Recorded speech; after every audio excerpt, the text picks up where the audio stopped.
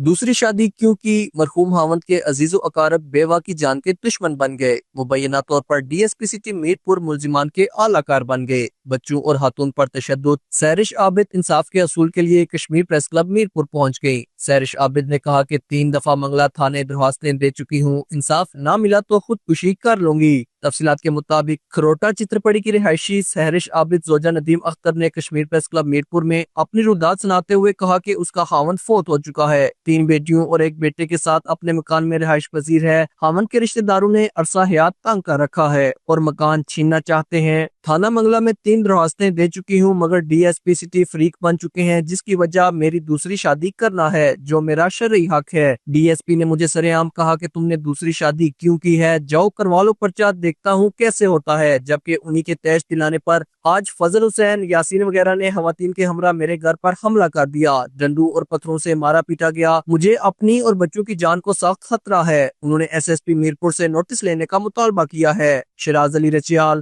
جے کے نیوز، میرپور، آزاد کشمیر۔